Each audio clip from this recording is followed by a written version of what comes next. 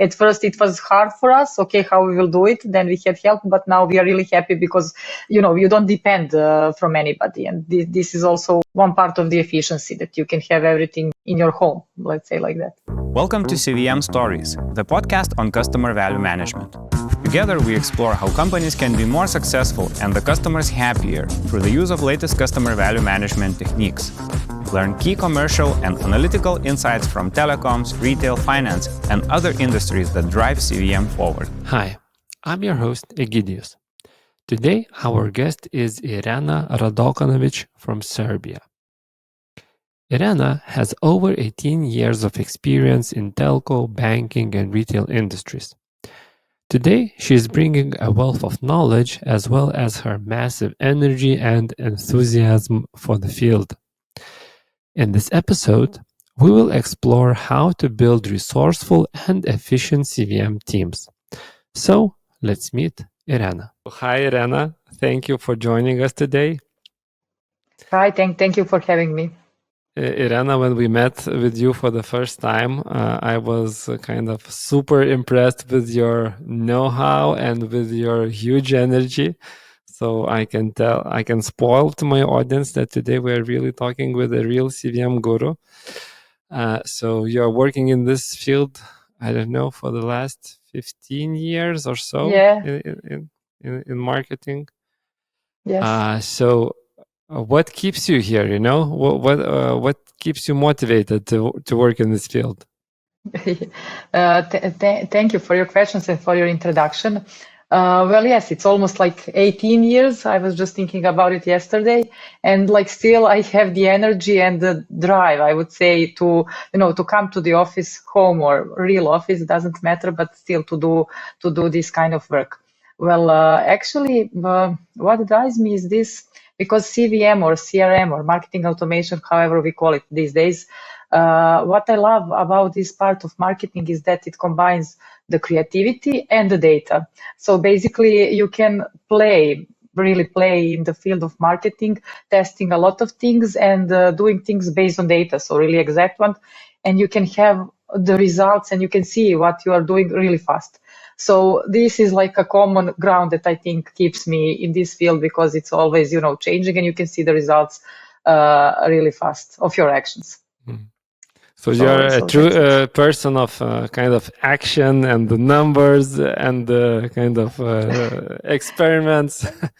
Yes, I like that combination, because actually I started my career in Deloitte. It's like audit and advisory. So I was my first year was in Excel sheets, in everything. And that was too much for me. So I said, okay, this is not something that I want to, pursue for the rest of my life. At that moment, I thought, when you choose career, it's like that. But then I found this combination of using the figures and the data, but not in that deep level, but combining with the insights from the market, with the knowledge about your customers, with trends that are happening in the industry. So all that combined together, that is what drives me, and I think suits me well. Mm-hmm. So, Irena, today our kind of one of the themes of this podcast is how to build really efficient and resourceful CVM teams. And so just to set the context, could you describe your team? How big is your team? What it is responsible for, etc.? Yes, okay. So maybe I can start from today. My team is 7 professionals. I really say professionals, really senior ones with a lot of knowledge. And basically, we are responsible for all the direct campaigns going towards our customer base. And it is also residential and business base.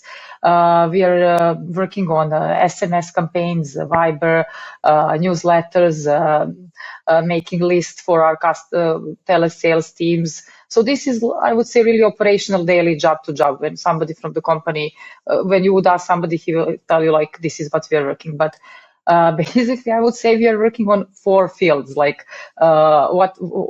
skills do we need and do we have to have really good operational team? And first one is analytics. So we are really strong in seeing who you need to target, why to target them, what are the results. Also, we have a very, I would say, strong also BI team, which is along with the reports, but the analysis part, this is something that is really important, and we can talk later about it, but also about machine learning models and things like that we are using. So second part, I would say, is business planning. So what do you do with all those results, and what do you do with the company goals and the strategy that we need to do? So how do you do campaigns? So it is basically a role of a campaign planner, I would say, who has more of a bit of a business knowledge, but also very good planning skills and knowledge how to use the analytics and how to translate that into some really actions and campaigns that will bring us value, depending on the KPIs. Then it is also, I think, last year's a lot about execution, because we have new marketing automation tool, and we have a different platforms. We want to see where our customers are on a different channels, even a little bit more on digital. So I think this part of the execution and about the tools and MarTech that is coming is really important. So we are also a lot. I have colleagues who are working heavily on that on our tools. And also maybe the last thing is communication and content itself.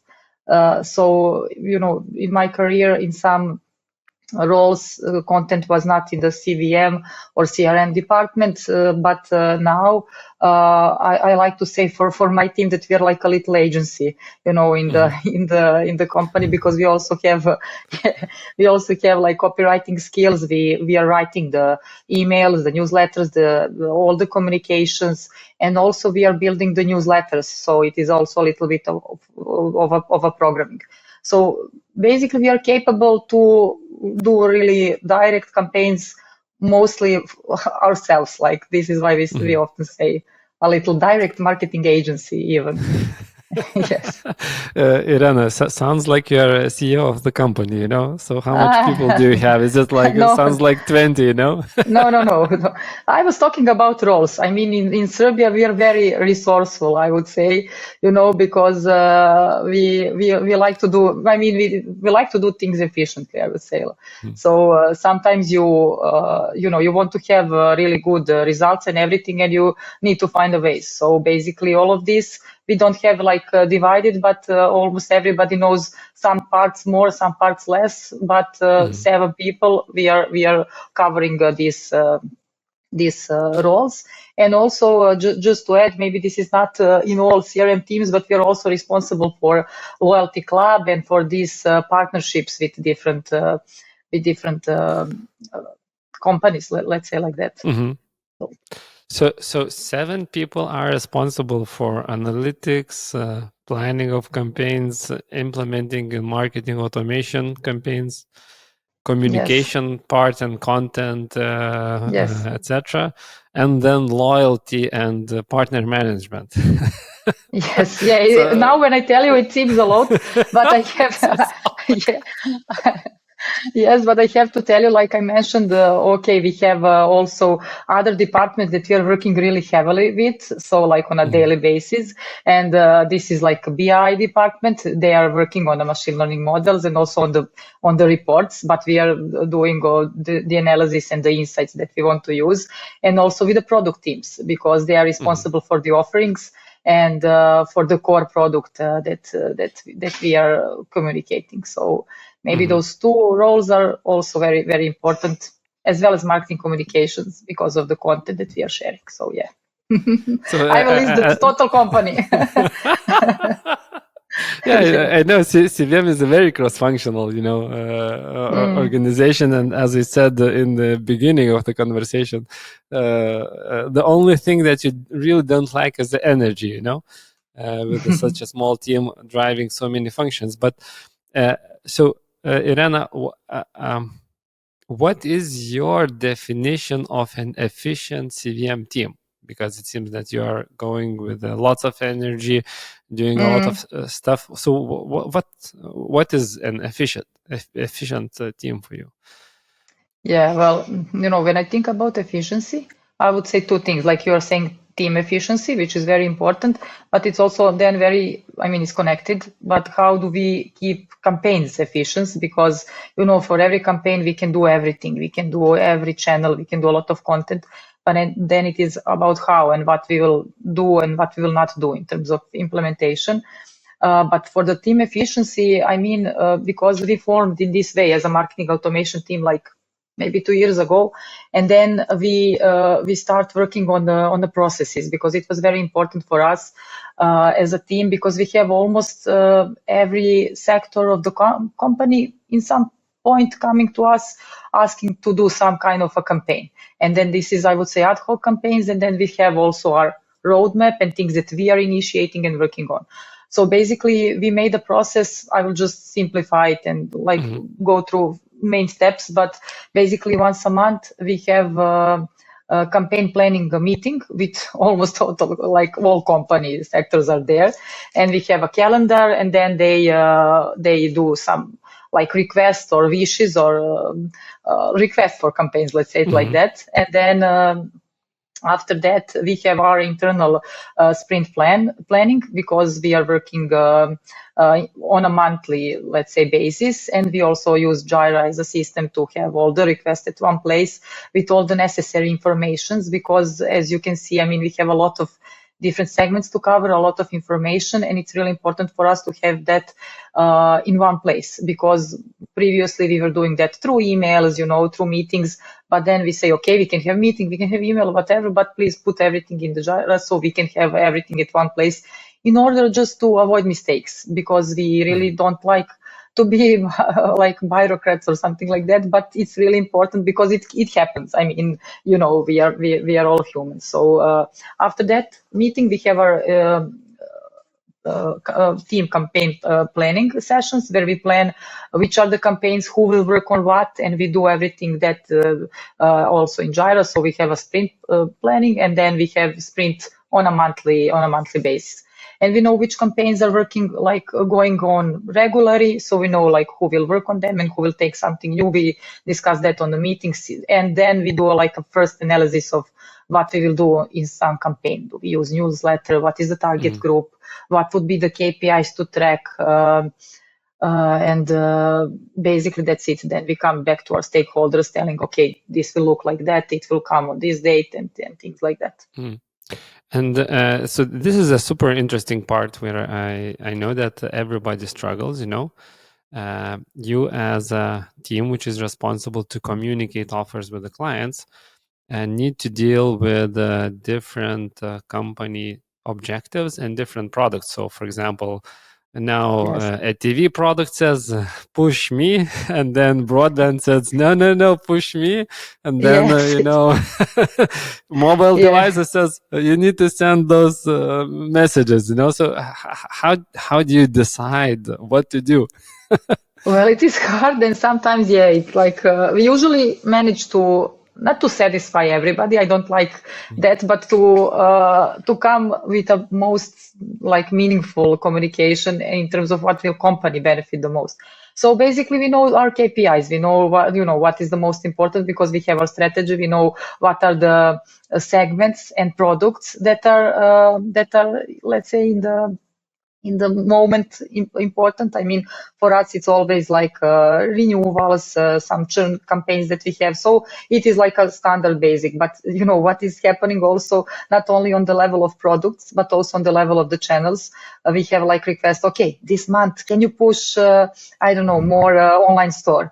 It's not don't push customers to the actual physical store, but so we do, because we don't have exact plans in terms of how customers will come buy something online, but we have also those kind of discussions, where do we want to push something. So basically, based on strategy and some roadmap that we have, this is how we decide.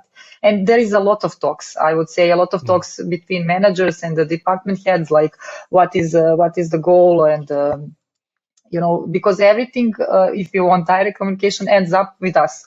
So sometimes we even have some requests okay, is this really happening? Do we support it or not? But it's usually very straightforwardly communicated, and it is okay, but it can be a lot of things at once. Yeah. But do you have, let's say, the power to make the last decision or the last call, or is it like just kind of the meeting is that decides, It's usually the meeting that decides. I mean, sometimes yes, we have. I mean, I check with like everybody. Is this really important? Do we need to go now, or can we move it because we have this and that? And it's usually agreement. Like I really didn't have situations where I had to say like, okay, we really cannot do this anyhow. We just come to some, not compromise, but decide where to use it, because usually, I mean, I'm lucky that, majority of my colleagues are really, how to say, reasonable people. Yeah. And I have one non-obvious question in this case. So it seems that you made a mindful decision to align everybody in a single meeting. And how come did you came to the decision that you need a meeting where all stakeholders basically align? Well, because this is a meeting that, I don't know, when we established it, maybe even before I came to the company, I don't remember, but basically the need for that meeting started because there were a lot of campaigns and nobody, knew when something will come. And that calendar that is output of the meeting, it is not useful just for us, but also for the call center, for the shops, because they know, okay, on 17th, there is email campaign going towards, selling a TV product. I mean, of course, we have other ways how we inform our first lines about everything, but this is also, so it started from that need, like there is a lot of things going on. We need to say like, and have everything in one place when something is going. And at first it was just SMS calendar, because, as a telco company, we are lucky to have SMS as our channel, I would say. Yeah. Yeah, that is the truth. But now it is, let's say, direct communication calendar containing information about every channel that we are responsible. Okay, so basically you have built a really streamlined, efficient process how to align the whole organization, what will be the communication with the clients. You also mentioned that you have kind of you're working a lot on maximizing the efficiency of every channel. Could you describe a bit more on this process as well? Yes, I would say that here we are on a start, so I don't have any bright ideas now to share like that we proved, but this is something that we question a lot, like, okay, for some campaign, do we use newsletter? Because for the newsletter, you have to do some kind of technical preparation, then to do a content, then to have pictures. I mean, now I'm really talking operationally. And this is one side. And then the other side is what is most efficient to our customer. Will he open the newsletter, or do he prefers SMS? And usually, this is a hard decision what to do, because we want to do what is the best for the customer and for the KPI that we are targeting. So we are testing here. I mean, we are really testing, with the SMSs versus newsletter, with the SMS versus newsletter followed by SMS. Then also we have Viber communication in Serbia. Viber is the more used than, for example, WhatsApp. So we also test that, and we don't have conclusions, for the type of campaigns. We have some, but it's not now like we have a Bible, like for this, use that, but we are really working on based on that small experiments and on a common sense what we want to use where. For example, if you have some complex service, yes, we will say everything in the newsletter. If you have something explained on a web, SMS with a link, yeah, it can be done. It depends also on the timing, but also what we want to communicate and what is the KPI. And how ready is, let's say, how people in Serbia are ready for more digital channels? So it's like I don't know how many people go to a mobile app or self-service or use the same Viber. What are at least approximate distributions there?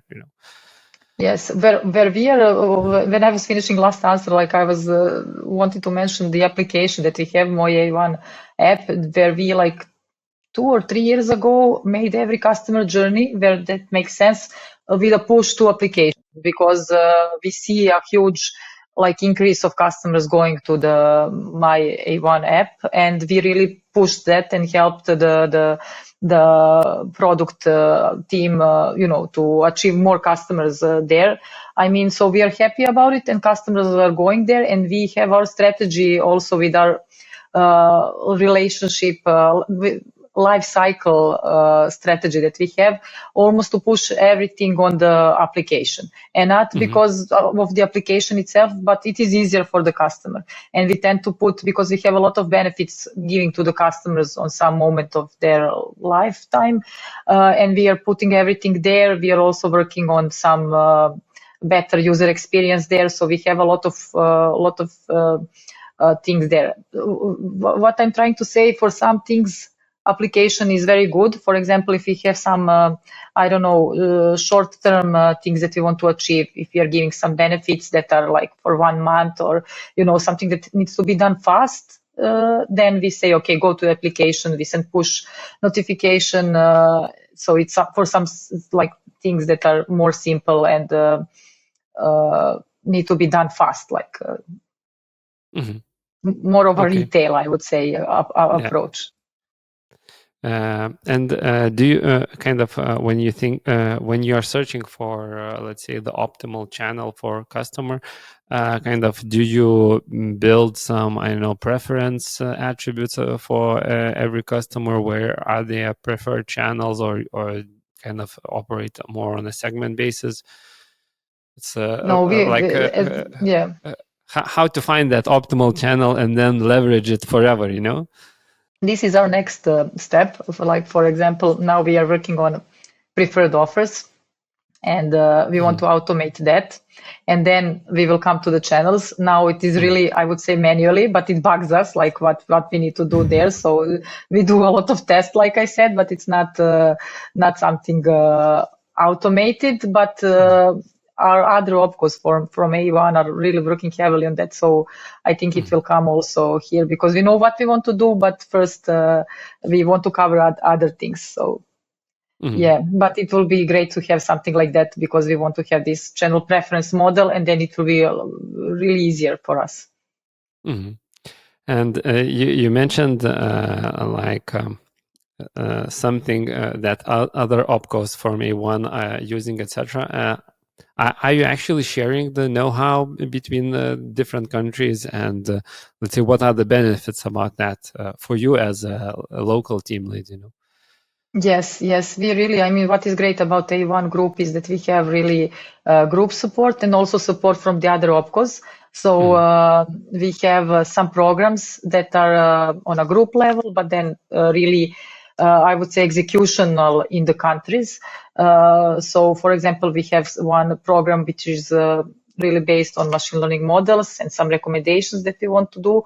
And then it is almost in every country, and we have help with the know-how, and then we share between countries what are the best practices, what goes well, what not so well, because we are also lucky that A1 is in the Balkan countries, so we have a lot of similarities, so we can share, we can share and we can use that. But on the other hand, each country has its own specifics, so you cannot take it and just use it, because the customers are really behaving differently.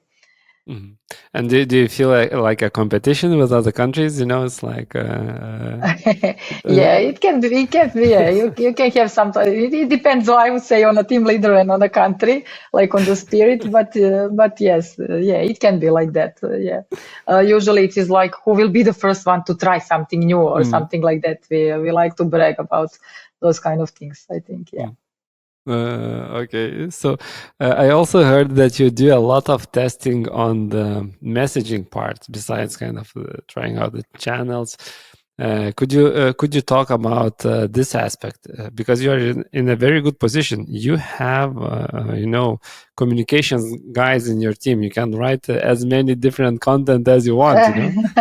Yes, it all depends of the aspect, like you say. Yeah, first when we started 2 years ago, when we reformed, I would say, the team and our role, The communication part was done from digital team, but then it just went to us. So, I don't have anybody specific like who is doing content, but what we did is we had a really good trainings with one external marketing agency, actually non-marketing agency, because we wanted just to be able to communicate with our customers really in a good way, in a fair and simple way, to avoid that corpo, language. And then we didn't have those kind of skills of a copywriter. So we did a lot of trainings, and few of us in a team really, are working on a content. So that gave us like the confidence, I would say, and the freedom to, try some things out, like how do we communicate? Do we do simple communication or do we do something else? We are testing a lot. I mean, it is common, but like subject lines, then the tone of the message for some things. For example, we launched Netflix, I don't know, a few months ago. So it is really like, I'm really happy to have it, not only because of the service, but because Netflix has a lot of content, and then we can play what we are communicating to each customers and really test what works on what segments and what doesn't. So these are kind of the things. We also want in the future to test the look of the newsletter in terms of where is the button and everything, but we are really now focus more on the content part. And it is, I would say, like you said, we are lucky to have everything at one place. And at first it was hard for us. Okay, how we will do it? Then we had help, but now we are really happy because, you don't depend from anybody. And this is also, I think, one part of the efficiency, that you can have everything in your home, let's say like that. If you are interested in customer value management, check out our customer value management body of knowledge. CVM Book is a comprehensive guide for CVM professionals, offering tips, tools, and best practices to help you in your job. Visit cvmbook.com for more. Irena, could you share some, let's say, learnings from this part? So, for example, what were, let's say, your biggest differences between conversion rates or something like that, where you saw that this is a pure message, kind of copywriting impact in your campaigns? Well, yeah, we tested a lot, like, do we put a general message or a really specific one? Like, do we say, I mean, I'm now just imagining, like, do we say, go on Netflix and watch movies? Or do we say, today, this is the best movie for you, like top one movie in Serbia that is that you can, or like we did a lot of things because we have our lifestyle segmentation, and then what message is for what lifestyle. So we are basically testing also the lifestyle communication.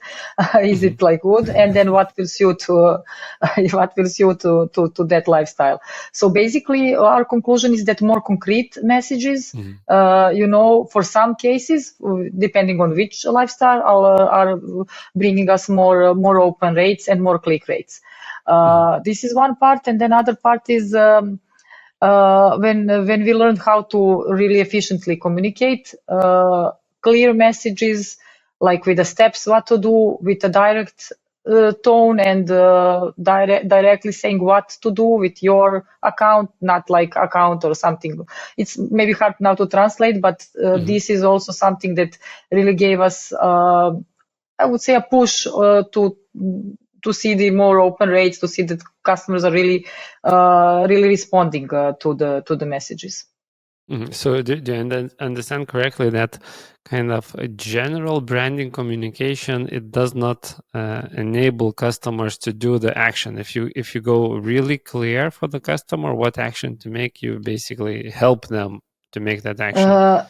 Yes, basically, if we say, it's better to say like, but it depends also on a context, because, for example, we did some roaming campaigns. And if you say, because roaming customer journey or travel customer journey is a really complex one, and you do a lot of preparations for it.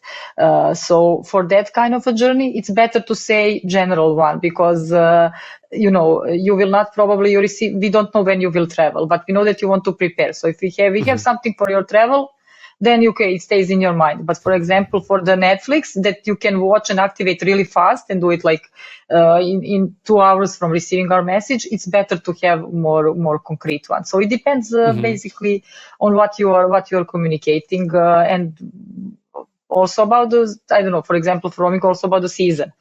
For some things you can do more concrete, some not. So yes. So okay. I think these are very important insights because I remember when I was doing the campaigns, we always prioritized that the brand voice would be really nice and etc. But we do not focus on customer perspective too much.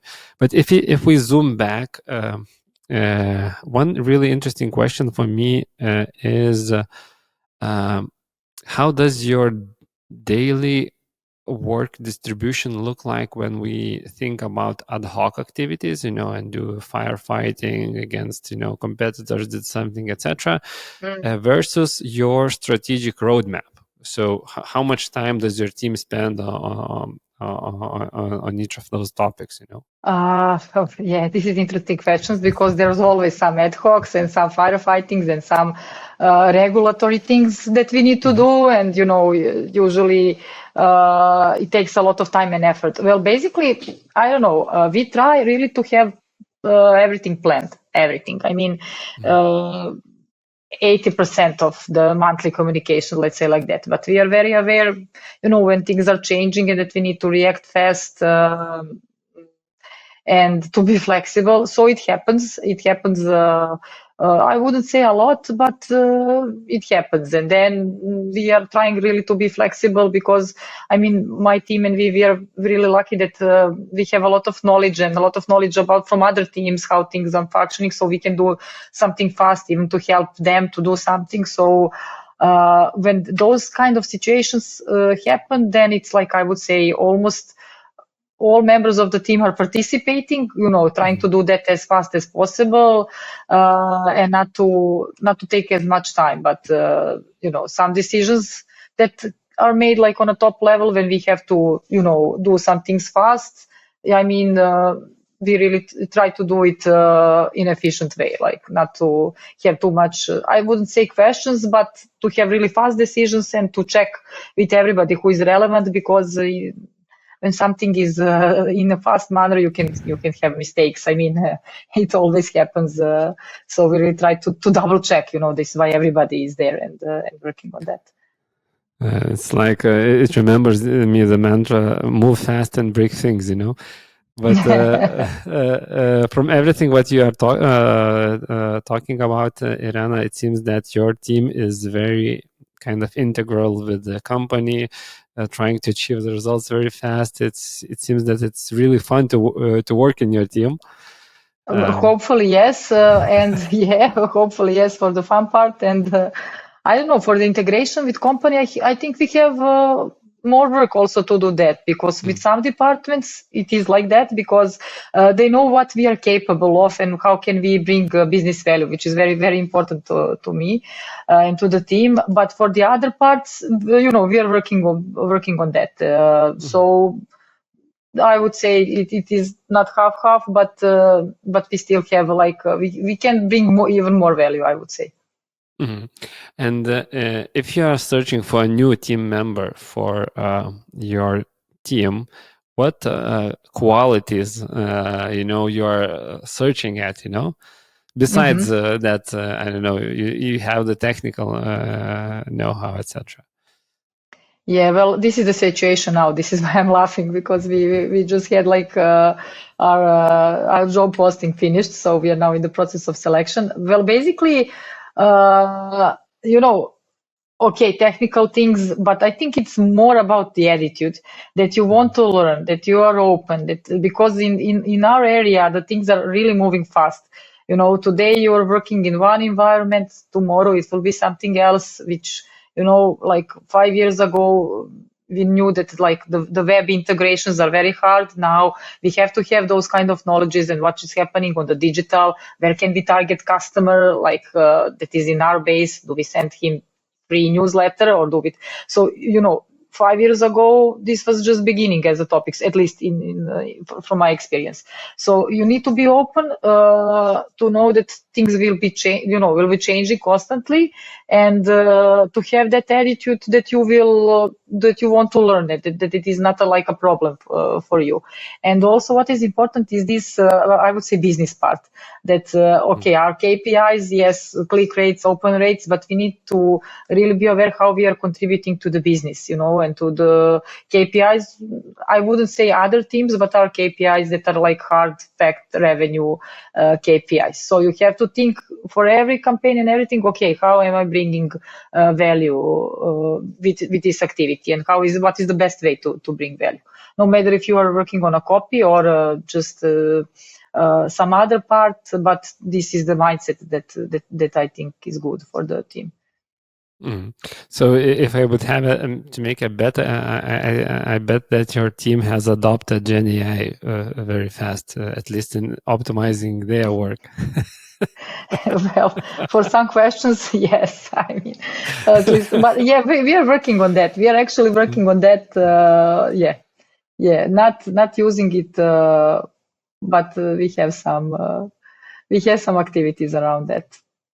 We would like that to be faster, but we will come there. As you have worked in other industries as well, I'm really wondering, how do you see the differences between the industries that you worked in, like banking, retail, yes, telco? What did you learn from every of those? Yeah, well, for me, when I started in telco, and this was really early days of a telco. And I was working for that company like more than 10 years ago, 10 years. But I also worked for the digital bank of that company. So it was my first switch to the other industry. I don't count Deloitte and advisory because it was short time. And then for me, when I switched to the digital banking, basically it was the same company. So it was really nice, I would say, transition. But that was like, how do we use data? How do we target customers with completely different offerings? Because for me, the banking products was like, completely new field. And I knew, how customers would react if we offer data, if we offer, I don't know, music or even loans with the banks or with the cards. But it was completely different when you have to offer credit card. And for me, we try to implement that telco learning, that customer comes first, and that segment you really need to know them and know how to offer something. And because in the banking, from my experience before this bank, it was really, I mean, the very straightforward. We have this credit for the cash and take it or leave it. But we try really to see what is that segment, how do we offer that to them, what kind of limits. But from my experience, I mean, banking is really, I would say, rigid industry in terms of what and how you can offer and how long can you offer something to the customers. What is the communication, because you are really regulatory driven in terms you have to say like these kind of things if you're offering credit. So you cannot use SMS or something like that, or you can, but with a lot of restrictions. So it was really hard, But what was the good part is that the bank that the telco that I was working for then was working on, it was the first online bank in Serbia. So we wanted to do everything online, everything through app, and really to offer this great customer experience. So in that point, it was easier to have this transition from traditional banking to the more digital one, because we really wanted to push those kind of channels and to have everything online. Like you don't have to come to the bank even at once, or things like that. So that was my learning, like, okay, segmentation, because what I think is really good, I learned early in my career, is this customer view and how to segment them and what are the customer needs and how are we coming from the proposition point and to answer that needs. And I think this is the basis for everything. Okay, then how channels, it comes later, but what are the need? And then you can translate that also into CRM in terms of, do I offer data add-on or do I offer loan? Because I see that every, I don't know, end of the month, you are, not using something that. So, this is how do we respond to the need. So this is what I translated there. And then after that, I moved to retail. So I worked for IKEA SEE, and that was a completely total shift. I mean, I wanted to try working for some global brand, but it is a retail industry. I mean, I would say, like, what strikes me most when I came to IKEA is like IT part, because I was working for IT. Okay, telco, but telco is IT at the end of the day company. And then IT there was really on the different level, because it was a retail. It was, although IKEA is also very strong in online, but at the end of the day, we didn't have all the data at one place like I, used to have in telco industry. So for me, this was like a big shift in the mindset to see, okay, here this functions differently, and how we can cope with that, how we can change some things. So I can give you like one example. IKEA family, the largest loyalty club in the world, like back in the days, you had, when you apply for the club, you have to fill out like, do you have a balcony, do you have a house or apartment, la la la.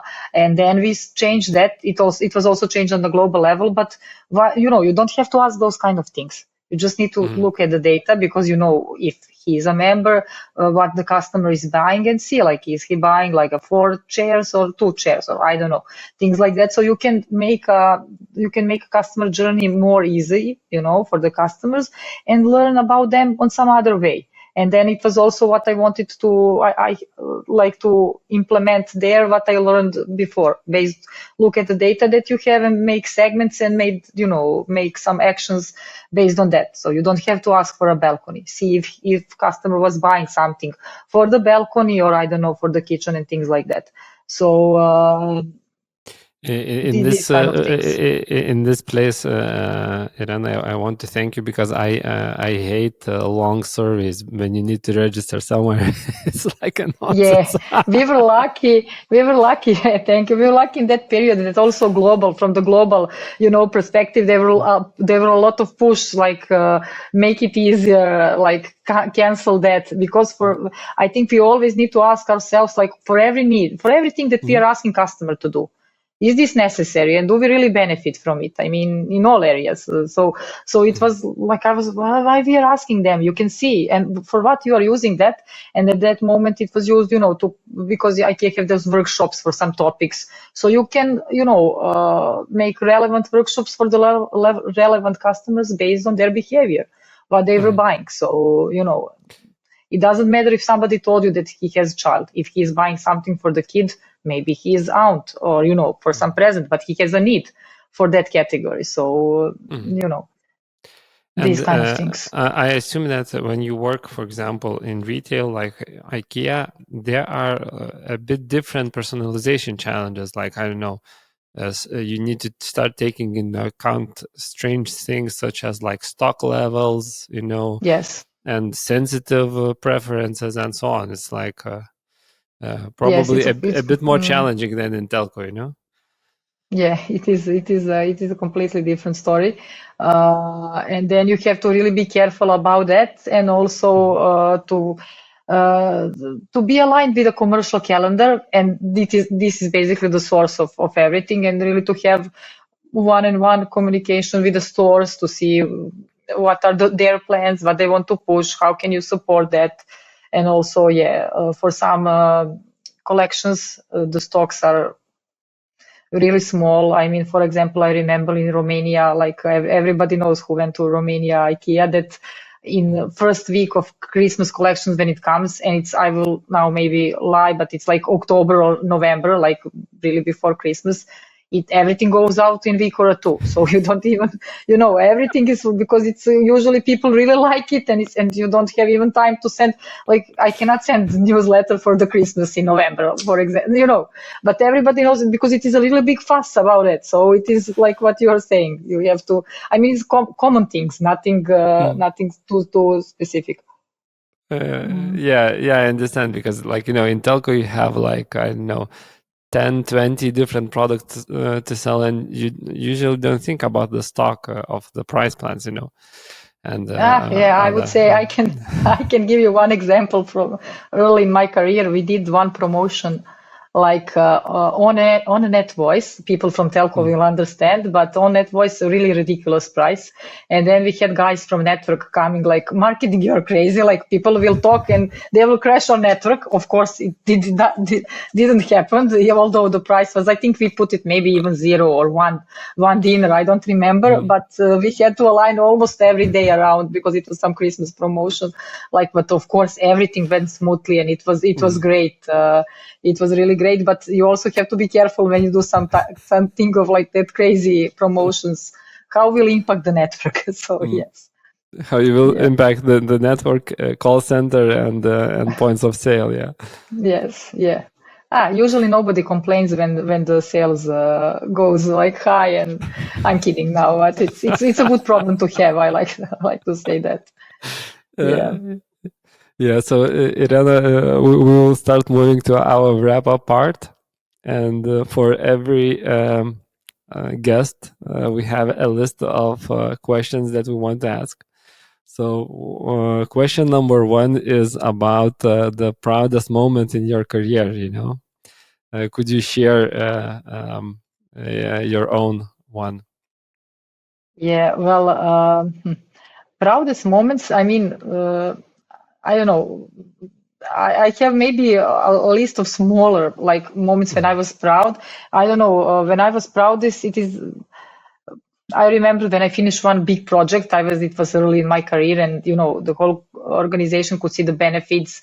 We saw the results very fast, so it was good. But I think it is a common thing that everybody feels proud. But I like to say because I worked 18 years or even more.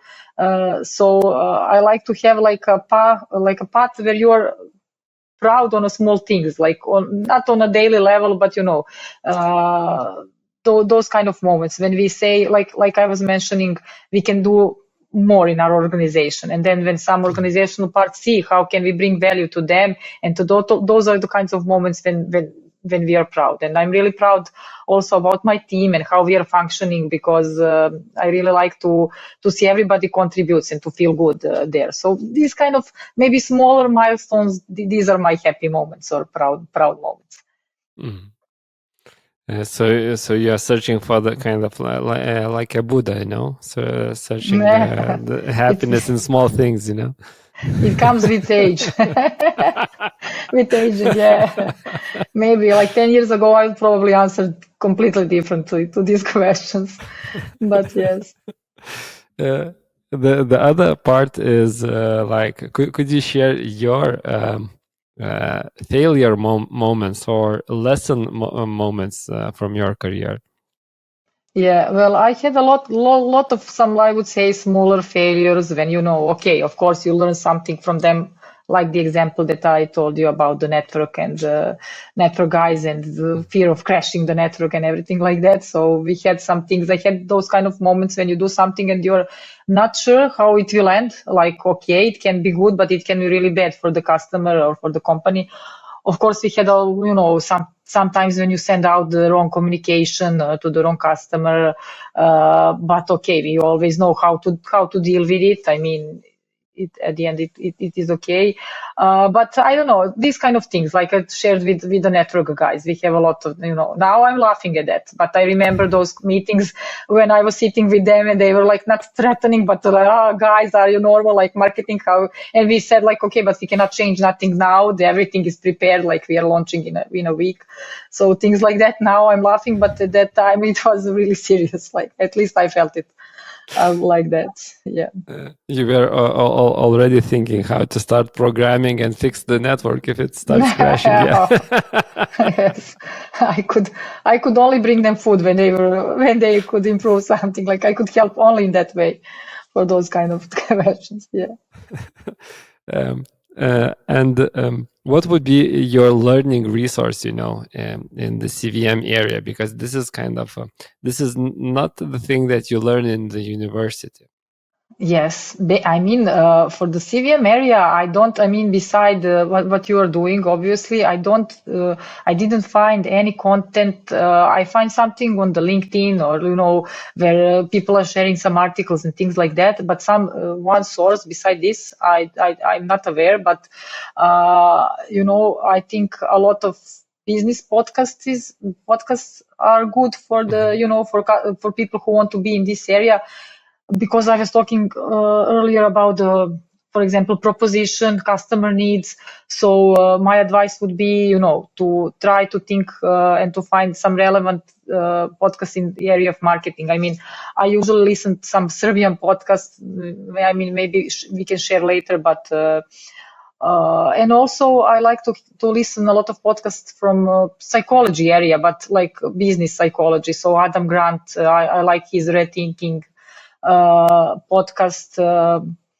I would also recommend design thinking techniques. I know there are a lot of literature on that because now we are switching on this, let's say, customer journey perspective and we are building our campaigns. So I think this is really, really great source of techniques, how to do it. So I don't know, these kind of things.